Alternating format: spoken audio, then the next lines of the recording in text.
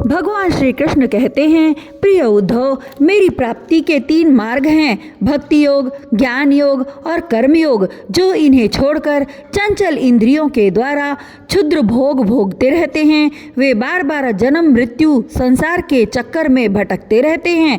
अपने अपने अधिकार के अनुसार धर्म में दृढ़ निष्ठा रखना ही गुण कहा गया है और इसके विपरीत अनाधिकार चेष्टा करना दोष है। तात्पर्य यह कि गुण और दोष दोनों की व्यवस्था अधिकार के अनुसार की जाती है, किसी वस्तु के अनुसार नहीं।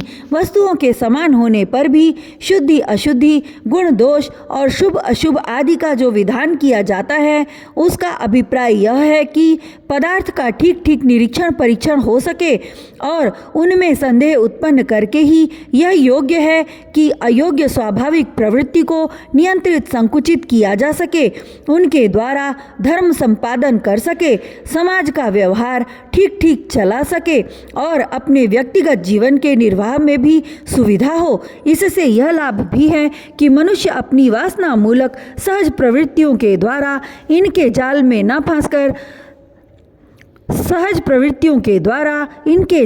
न फंसकर शास्त्र अनुसार अपने जीवन को नियंत्रित और मन को वशीभूत कर लेता है। निष्पाप उद्धव, यह आचार मैंने ही मनु आदि का रूप धारण करके धर्म का भार ढोने वाले कर्म जड़ों के लिए उपदेश किया है। पृथ्वी, जल, तेज, वायु, आकाश, ये पंचभूत ही ब्रह्मा से लेकर पर्वत वृक्ष पर्यंत सभी प्राणियों के शरीरों के मूल कारण हैं। इस तरह वे सब शरीर की दृष्टि से तो समान हैं ही, सबका आत्मा भी एक ही है। प्रिय उद्धव, यद्यपि सबके शरीरों के पंचभूत समान हैं, फिर भी वेदों ने इनके वर्णाश्रम आदि अलग अलग नाम और रूप इसलिए बना दिए हैं कि ये अपनी वासना मूलक प्रवृत्तियों को संकुचित करके, नियंत्रित करके धर्म, अर्थ, काम, मोक्ष इन चारों पुरुषार्थों को सिद्ध कर सकें। साधु श्रेष्ठ, देश काल, फल, निमित्त, अधिकारी और धान्य आदि वस्तुओं के गुण दोषों का विधान भी मेरे द्वारा इसलिए किया गया है कि कर्मों में लोगों की उच्छृंखल प्रवृत्ति न हो, मर्यादा का भंग न होने पावे। देशों में वह देश अपवित्र है जिसमें कृष्णसार मृग न हो और जिसके निवासी ब्राह्मण भक्त न हो। कृष्णसार मृग होने पर भी केवल उन प्रदेशों को छोड़कर जहाँ संत पुरुष रहते हैं कीकट देश अपवित्र ही है। संस्कार रहित और ऊसर आदि स्थान भी अपवित्र ही होते हैं। समय वही पवित्र है जिसमें कर्म करने योग्य सामग्री मिल सके तथा कर्म भी हो सके। जिसमें कर्म करने की सामग्री न मिले, आगंतुक दोषों से अथवा स्वाभाविक दोष के कारण जिसमें कर्म ही न हो सके, वह समय अशुद्ध है। पदार्थों की शुद्धि और अशुद्धि द्रव्य, वचन, संस्कार, काल, महत्व अथवा अल्पत्व से भी होती है। जैसे कोई पात्र जल से शुद्ध और मूत्रादि से अशुद्ध हो जाता है, किसी वस्तु की शुद्धि अथवा अशुद्धि में शंका होने पर ब्राह्मणों के वचन से वह शुद्ध हो जाती है, अन्यथा अशुद्ध रहती है। पुष्पादि जल छिड़कने से शुद्ध और सूंघने से अशुद्ध माने जाते हैं। तत्काल का पकाया हुआ अन्न शुद्ध और बासी अशुद्ध माना जाता है। बड़े सरोवर और नदी आदि का जल शुद्ध और छोटे गड्ढों का अशुद्ध माना जाता है। इस प्रकार क्रम से समझ लेना चाहिए। शक्ति, अशक्ति, बुद्धि और वैभव के अनुसार भी पवित्रता और अपवित्रता की व्यवस्था होती है। उसमें भी स्थान और उपयोग करने वाले की आयु का विचार करते हुए ही अशुद्ध वस्तुओं का व्यवहार का दोष ठीक तरह से आंका जाता है। जैसे धनी दरिद्र, बलवान निर्बल, बुद्धिमान मूर्ख, उपद्रवपूर्ण और सुखद देश तथा तरुण एवं वृद्धावस्था के भेद से शुद्धि और अशुद्धि की व्यवस्था में अंतर पड़ जाता है।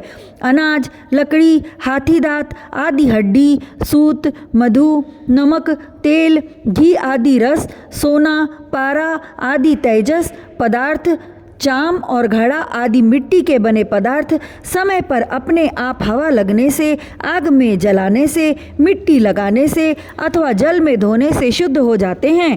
देश काल और अवस्था के अनुसार कहीं जल, मिट्टी आदि शोधक सामग्री के संयोग से शुद्धि करनी पड़ती है तो कहीं कहीं एक एक से भी शुद्धि हो जाती है। यदि किसी वस्तु में कोई अशुद्ध पदार्थ लग गया हो तो छीलने से या मिट्टी आदि मलने से जब उस पदार्थ की गंध और लेप न रहे और वह वस्तु अपने पूर्व रूप में आ जाए तब उसको शुद्ध समझना चाहिए। स्नान, दान, तपस्या, वय, सामर्थ्य, संस्कार, कर्म और मेरे स्मरण से चित्त की शुद्धि होती है। इनके द्वारा शुद्ध होकर ब्राह्मण, क्षत्रिय और वैश्य को विहित कर्मों का आचरण करना चाहिए। गुरुमुख से सुनकर भली भांति हृदय संगम कर लेने से, मंत्र की और मुझे समर्पित कर देने से कर्म की शुद्धि होती है। उद्धव जी, इस प्रकार देश, काल, पदार्थ, कर्ता, मंत्र और कर्म, इन छहों के शुद्ध होने से धर्म और अशुद्ध होने से अधर्म होता है। कहीं कहीं शास्त्र विधि से गुण दोष हो जाता है और गुण दोष जैसे ब्राह्मण के लिए संध्या वंदन, गायत्री जप आदि गुण हैं, परंतु शूद्र के लिए दोष हैं। और दूध आदि का व्यापार वैश्य के लिए विहित है, परंतु ब्राह्मणों के लिए अत्यंत निषिद्ध है। एक ही वस्तु के विषय में किसी के लिए गुण और किसी के लिए दोष का विधान गुण और दोषों की वास्तविकता का खंडन कर देता है और इससे यह निश्चय होता है कि गुण दोष का यह भेद कल्पित है। जो लोग पतित हैं वे पतितों का सा आचरण करते हैं तो उन्हें पाप नहीं लगता, जबकि श्रेष्ठ पुरुषों के लिए वह सर्वथा त्याज्य होता है। जैसे गृहस्थों के लिए स्वाभाविक होने के कारण अपनी पत्नी का संग पाप नहीं है, परंतु सन्यासी के लिए घोर पाप है। उद्धव जी, बात तो यह है कि जो नीचे सोया हुआ है वह गिरेगा कहाँ। वैसे ही जो पहले से ही पतित है उनका सब और पतन क्या होगा। जिन जिन दोषों और गुणों से मनुष्य का चित्त उपरत हो जाता है उन्हीं वस्तुओं के बंधन से वह मुक्त हो जाता है। मनुष्यों के लिए यह निवृत्ति रूप धर्म ही परम कल्याण का साधन है, क्योंकि यही शोक, मोह और भय को मिटाने वाला है। उद्धव जी, विषयों में कहीं भी गुणों का आरोप करने से उस वस्तु के प्रति आसक्ति हो जाती है। आसक्ति होने से उसे अपने पास रखने की कामना हो जाती है और इस कामना की पूर्ति में किसी प्रकार की बाधा पड़ने पर लोगों में परस्पर कलह होने लगता है। कलह से असह्य क्रोध की उत्पत्ति होती है और क्रोध के समय अपने हित अहित का बोध नहीं हो रहता, अज्ञान छा जाता है। इस अज्ञान से शीघ्र ही मनुष्य की कार्य का निर्णय करने वाली व्यापक चेतना शक्ति लुप्त हो जाती है। साधो, चेतना शक्ति अर्थात स्मृति के लुप्त हो जाने पर मनुष्य में मनुष्यता नहीं रह जाती, पशुता आ जाती है और वह शून्य के समान अस्तित्वहीन हो जाता है। अब उसकी अवस्था वैसी ही हो जाती है जैसे कोई मूर्छित या मुर्दा हो। ऐसी अवस्था में न तो उसका स्वार्थ बनता है और न तो परमार्थ। विषयों का चिंतन करते करते वह विषय रूप हो जाता है। उसका जीवन वृक्षों के समान जड़ हो जाता है। उसके शरीर में उसी प्रकार व्यर्थ श्वास चलता रहता है जैसे लुहार की धोखनी की हवा। उसे न अपना ज्ञान रहता है और न किसी दूसरे का, वह सर्वथा आत्मवंचित हो जाता है। उद्धव जी, यह स्वर्ग आदि रूप फल का वर्णन करने वाली श्रुति मनुष्यों के लिए उन लोकों को परम पुरुषार्थ नहीं बतलाती, परंतु बहिर्मुख पुरुषों के लिए अंतःकरण शुद्धि के द्वारा परम कल्याण में मोक्ष की विवक्षा से ही कर्मों में रुचि उत्पन्न करने के लिए वैसा वर्णन करती है जैसे बच्चों से औषधि में रुचि उत्पन्न करने के लिए रोचक वाक्य कहे जाते हैं। बेटा, प्रेम से गिलोय का काढ़ा पी लो तो तुम्हारी चोटी बढ़ जाएगी। इसमें संदेह नहीं कि संसार के विषय भोगों में, प्राणों में और सगे संबंधियों में सभी मनुष्य जन्म से ही आसक्त हैं और उन वस्तुओं की आसक्ति उनकी आत्मोन्नति में बाधक एवं अनर्थ का कारण है। वे अपने परम पुरुषार्थ को नहीं जानते, इसलिए स्वर्ग आदि का जो वर्णन मिलता है वह ज्यों का त्यों सत्य है ऐसा विश्वास करके देवादि योनियों में भटकते रहते हैं और फिर वृक्ष आदि योनियों के घोर अंधकार में आ पड़ते हैं। ऐसी अवस्था में कोई भी विद्वान अथवा वेद फिर से उन्हें उन्हीं विषयों में क्यों प्रवृत्त करेगा। दुर्बुद्धि लोग कर्मवादी वेदों का यह अभिप्राय न समझकर कर्माशक्तिवश पुण्यों के समान स्वर्ग आदि लोकों का वर्णन देखते हैं और उन्हीं को परम फल मानकर भटक जाते हैं। परंतु वेद वेदता लोग श्रुतियों का ऐसा तात्पर्य नहीं बतलाते। विषय वासनाओं में फंसे हुए दीनहीन लोभी पुरुष रंग बिरंगे पुष्पों के समान स्वर्ग आदि लोकों को ही सब कुछ समझ बैठते हैं। अग्नि के द्वारा सिद्ध होने वाले यज्ञादि कर्मों में ही मुग्ध हो जाते हैं। उन्हें अंत में देवलोक पितृलोक आदि की ही प्राप्ति होती है। दूसरी ओर भटक जाने के कारण उन्हें अपने निज धाम आत्मपद का पता नहीं लगता। प्यारे उद्धव, उनके पास साधना है तो केवल कर्म की और उसका कोई फल है तो इंद्रियों की तृप्ति। उनकी आंखें धुंधली हो गई हैं। इसी से वे यह बात नहीं जानते कि जिससे इस जगत की उत्पत्ति हुई है, जो स्वयं इस जगत के रूप में है, वह परमात्मा मैं उनके हृदय में ही हूँ। यदि हिंसा और उसके फल मांस भक्षण में राग ही हो, उसका त्याग न किया जा सकता हो तो यज्ञ में ही करे। यह परिसंख्या विधि है, स्वाभाविक प्रवृत्ति का संकोच है, संध्या वंदना आदि के समान अपूर्व विधि नहीं है। इस प्रकार मेरे परोक्ष अभिप्राय को न जानकर विषय लोलुप पुरुष हिंसा का खिलवाड़ खेलते हैं और दुष्टतावश अपनी इंद्रियों की तृप्ति के लिए वध किए हुए पशुओं के मांस से यज्ञ करके देवता पितर तथा भूतपतियों के यजन का ढोंग करते हैं। उद्धव जी, स्वर्ग आदि परलोक स्वप्न के दृश्यों के समान हैं। वास्तव में वे असत हैं। केवल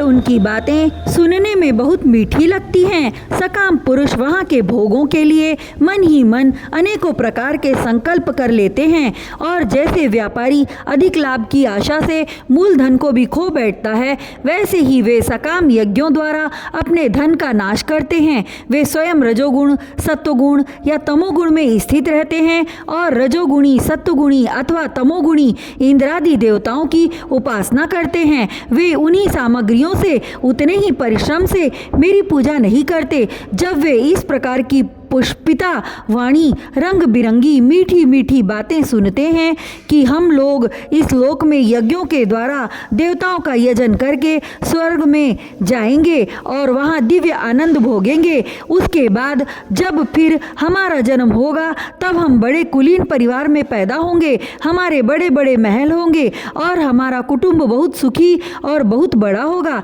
तब उनका चित्त क्षुब्ध हो जाता है और उन हेकड़ी जताने वाले घमंडियों को मेरे संबंध की बातचीत भी अच्छी नहीं लगती। उद्धव जी, वेदों में 3 कांड हैं, कर्म, उपासना और ज्ञान। इन तीनों कांडों के द्वारा प्रतिपादित विषय हैं ब्रह्मा और आत्मा की एकता। सभी मंत्र और मंत्र दृष्टा ऋषि इस विषय को खोलकर नहीं गुप्त भाव से बतलाते हैं और मुझे भी इस बात को गुप्त रूप से कहना ही अभिष्ट है। वेदों का नाम है शब्द ब्रह्म, वे मेरी मूर्ति हैं, इसी से उनका रहस्य समझना अत्यंत कठिन है। वह शब्द ब्रह्म परा पश्यंती और मध्यमा वाणी के रूप में प्राण, मन और इंद्रियमय है, समुद्र के समान सीमा रहित और गहरा है, उसकी थाह लगाना अत्यंत कठिन है। इसी से जैमिनी आदि बड़े बड़े विद्वान भी उसके तात्पर्य का ठीक ठीक निर्णय नहीं कर पाते। उद्धव, मैं अनंत शक्ति संपन्न एवं स्वयं अनंत ब्रह्म हूँ। मैंने ही वेदवाणी का विस्तार किया है। जैसे कमलनाल में पतला सा सूत होता है, वैसे ही यह वह वेदवाणी प्राणियों के अंतःकरण में अनाहत नाद के रूप में प्रकट होती है। भगवान हिरण्यगर्भ स्वयं वेद मूर्ति एवं अमृतमय हैं। उनकी उपाधि है प्राण और स्वयं अनाहत शब्द के द्वारा ही उनकी अभिव्यक्ति हुई है। जैसे मकड़ी अपने हृदय से मुख द्वारा जाल उगलती और फिर निगल लेती है, वैसे ही वे स्पर्श आदि वर्णों का संकल्प करने वाले मन रूप निमित्त कारण के द्वारा हृदयाकाश से अनंत अपार अनेकों मार्गों वाली बैखरी रूप वेदवाणी को स्वयं ही प्रकट करते हैं और फिर उसे अपने में लीन कर लेते हैं। वह वाणी हृदयगत सूक्ष्म ओंकार के द्वारा अभिव्यक्त स्पर्श क से लेकर म तक, स्वर अ से औ तक, ऊष्मा श श स ह और अंतःस्थित य र ल व इन वर्णों से विभूषित है। उसमें ऐसे छंद हैं जिनमें उत्तरोत्तर 4-4 वर्ण बढ़ते जाते हैं और उनके द्वारा विचित्र भाषा के रूप में वह विस्तृत हुई है। 4-4 अधिक वर्णों वाले छंदों में से कुछ ये हैं: गायत्री, औष्णिक, अनुष्टुप, बृहति, पंक्ति, त्रिष्टुप, जगति, अतिछंद, अतिष्टि, अतिजगति और विराट। वह वेदवाणी कर्म कांड में क्या विधान करती है, उपासना कांड में किन देवताओं का वर्णन करती है और ज्ञान कांड में किन प्रतीतियों का अनुवाद करके उनमें अनेकों प्रकार के विकल्प करती है, इन बातों को इस संबंध में श्रुति के रहस्य को मेरे अतिरिक्त और कोई नहीं जानता। मैं तुम्हें स्पष्ट बतला देता हूँ।